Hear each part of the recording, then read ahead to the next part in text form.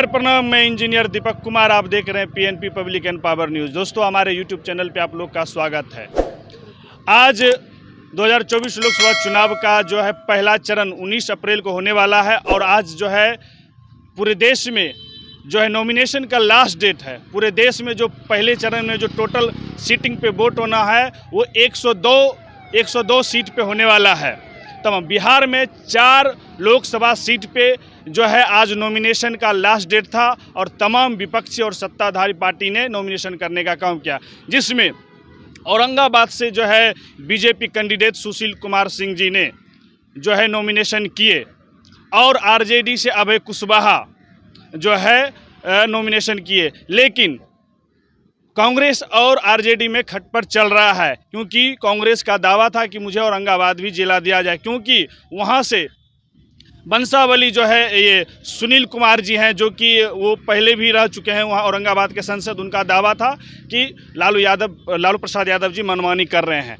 तो औरंगाबाद पे और करीब निर्दलीय 5-6 निर्दलीय लोग भी नॉमिनेशन किए हैं। अप्रॉक्स 7-8 कैंडिडेट जो है औरंगाबाद ज़िला में 2024 लोकसभा चुनाव में अपना लक आजमा रहे हैं कि इस बार किसके साथ औरंगाबाद की जनता, क्या इस बार जो है चौथी बार सुशील कुमार जो है इस बार औरंगाबाद में अगर जीतते हैं तो चौथी बार जीतेंगे। क्या इस बार विपक्ष औरंगाबाद से सुशील कुमार को रोक पाएंगे? जिस तरह से अभय कुशवाहा दूसरे पार्टी से आती है और राजद में शामिल होने के बाद उनको टिकट मिल जाता है। टिकट मिलने के बाद क्या जो लालू प्रसाद यादव और इंडिया गठबंधन ने भरोसा किया है अभय कुशवाहा पे, क्या उस उम्मीद पे औरंगाबाद जनता भी उस भरोसा को कायम रखेंगे और उन्हें जीत दिलाने का काम करेंगे? आ जाइए आप गया में 2019 लोकसभा चुनाव के गठबंधन में हम पार्टी थे जीतन राम मांझी, जो पिछले बार 2019 लोकसभा चुनाव में हारे थे। इस बार वो एनडीए गठबंधन के साथ हैं और एनडीए गठबंधन में उनको गया सीट दिया गया और खुद ही जीतन राम मांझी अपने आप को वहाँ से कैंडिडेट घोषित किए और वो आज नॉमिनेशन किए। और आरजेडी के तरफ से, इंडिया गठबंधन के तरफ से सर्वजीत कुमार जी, जो गया जिला के विधायक हैं, उन्हें टिकट मिला लोकसभा चुनाव से। तो देखना है क्या गया के धरती जो पुत्र कहते हैं जीतन राम मांझी, जनता उनके साथ या सर्वजीत कुमार जी के साथ। इस बार इंडिया गठबंधन सर्वजीत कुमार के जो है लक पे आजमाया है, क्या उन्हें जीत मिलेगा? और तमाम वहाँ पे निर्दलीय लोग भी नॉमिनेशन आज किए। आ जाइए आप नवादा जिला जो है पिछले बार जो है 2019 लोकसभा चुनाव में वो एलजेपी का सीट रहा था, जो चंदन सिंह, सूरजभान सिंह के छोटा भाई रहे थे। इस बार उनका टिकट कटा क्योंकि वो पारस गुट में चले गए थे।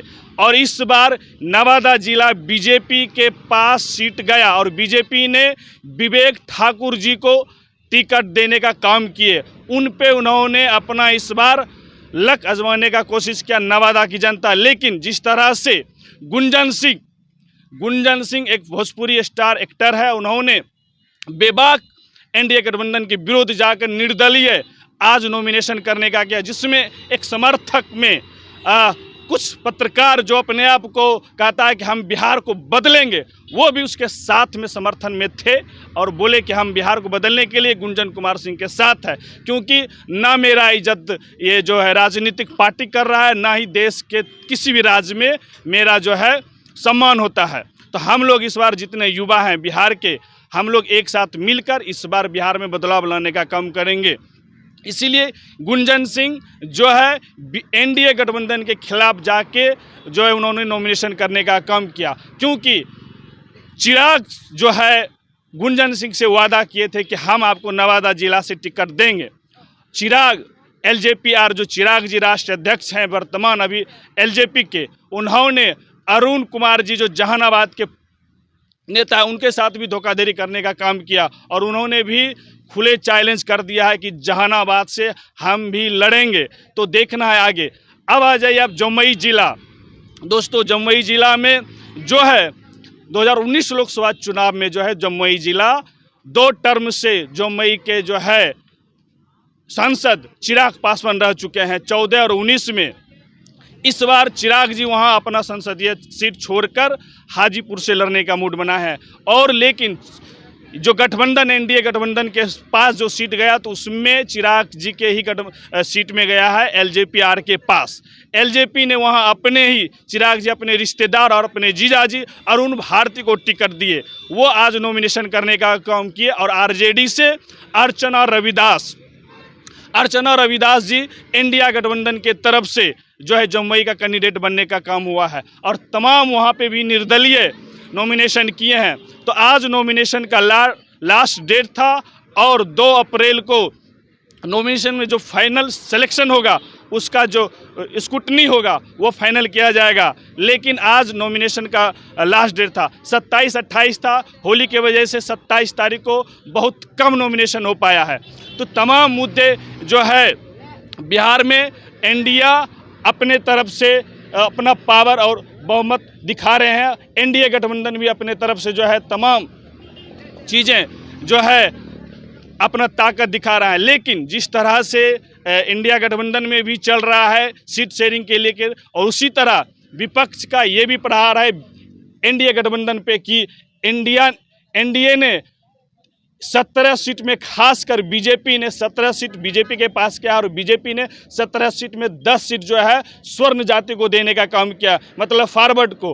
क्योंकि बताया जा रहा है जिस तरह से 2% आबादी है लेकिन उसे लोकसभा सीट में 10%, मतलब 60 से 70% सीट जो है फॉरवर्ड को दिया गया है। और बैकवर्ड जो जिसका 80% आबादी है बिहार में, उसे 30 से 35% सीट मिला है, जिसमें ओबीसी, SC, ST। लेकिन मुसलमान एक भी सीट बीजेपी ने नहीं दिया टिकट बिहार में खासकर। तो ये विपक्ष इंडिया गठबंधन का आरोप है कि बीजेपी जिस तरह से बैकवर्ड को साइड लाइन करते जा रहा है और जिस तरह से मुसलमान को, क्या ये सबका साथ सबका विकास, ये जो मोदी जी का गारंटी है ये सही है? आप लोग देख सकते हैं किस तरह से सीट बंटवारा में इन्होंने फॉरवर्ड को तमाम 60 से 70% सीट देने का काम किया है। तो ये विपक्ष का आरोप है। उसके बाद अब आ जाइए इंडिया गठबंधन में भी तालमेल सही से नहीं चल रहा है। इंडिया गठबंधन में जिस तरह से पप्पू यादव को साइड लाइन किए हैं लालू यादव ने, जिस तरह से बीमा भारती को पूर्णिया से टिकट दे के लालू जी का मनमानी के बाद जो चल रहा है पूरे बिहार में जो सरगर्मी है कि जो कांग्रेस का आरोप है, कांग्रेस के कुछ नेताओं का आरोप है कि लालू यादव जी अपना मनमानी कर रहे हैं और उन्होंने पूर्णिया से जो जिस तरह से पप्पू यादव का राजनीतिक अस्तित्व खत्म करने का काम कर रहे हैं और उनका जो मन जो होता है वो कर रहे हैं, क्योंकि जो गठबंधन धर्म होता है उस पर उन्होंने काम करने का काम नहीं किया। तो बिहार की जनता इस बार किसके साथ?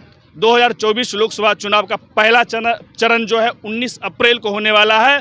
और क्या इस बार जो मुद्दा है, जिस तरह से विपक्ष महंगाई, रोजगार, स्वास्थ्य, शिक्षा, तमाम चीज़ें जो उठा रही है और सुरक्षा, जिस तरह से अग्निवीर का योजना है, इस तमाम मुद्दे पे वोट इस बार जो है जनता, देश की जनता डालने के काम करेंगे? या जिस तरह से मोदी जी कहती है कि मोदी की गारंटी, जिस तरह से उनका कहना है कि प्रधानमंत्री योजना है, जिस तरह से राम मंदिर, 370 धाराएं, तमाम जो एनडीए गठबंधन के जो नेता हैं और जो उनके कार्यकर्ता हैं तमाम बातें उठा रहे हैं, क्या इस मुद्दे पे, क्या राम मंदिर जी के मुद्दे पे या धर्म मुद्दे पे या हिंदू मुस्लिम मुद्दे पे वोट इस बार जो है 2024 लोकसभा चुनाव की जनता डालेंगे? या मुख्य मुद्दा जो रहेगा शिक्षा, स्वास्थ्य, रोजगार, या जो जिस तरह से भ्रष्टाचारी का मुद्दा है और जिस तरह से मोदी जी तमाम विपक्षी को ईडी के वार से जेल भेजने का काम कर रहे हैं और जिस तरह से विपक्ष को दिखाया जा रहा है पूरे देश में कि जितने भी विपक्ष के नेता है और जितने भी विपक्ष के शीर्ष नेता है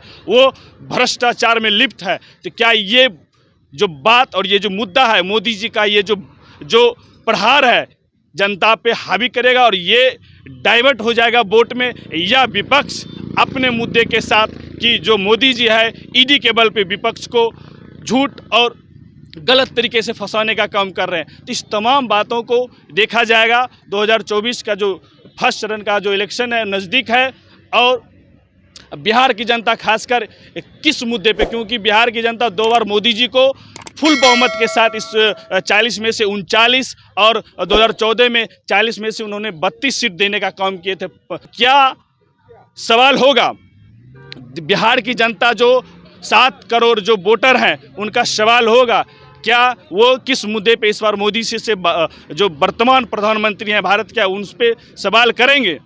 क्या उनसे कि आपने बिहार और बिहार के राज्य के प्रति कितने बार आपने बैठक किया, कितने बार आपने प्लान किया। क्या बिहार में कारखाना देने के बाद क्या आपने बोले थे कि मोतिहारी जिला में जब भी हम आएंगे तो वहाँ के चीनी मिल से चाय पीने का काम करेंगे, लेकिन मोतिहारी जिला के जितने भी जनता है उन्होंने आरोप किया कि नहीं। तो इस तमाम बातें हैं, तमाम मुख्य मुद्दे हैं। इस मुद्दे पे बिहार की जनता इस बार वोट डालेंगे और तमाम गठबंधन में जो है सीट शेयरिंग की तोड़ मरोड़ की जो है लड़ाई चल रही है। कुछ बीजेपी में भी जो है शीर्ष नेता नाराज चल रहे हैं और कुछ इंडिया गठबंधन में भी जो है नाराज चल रहे हैं।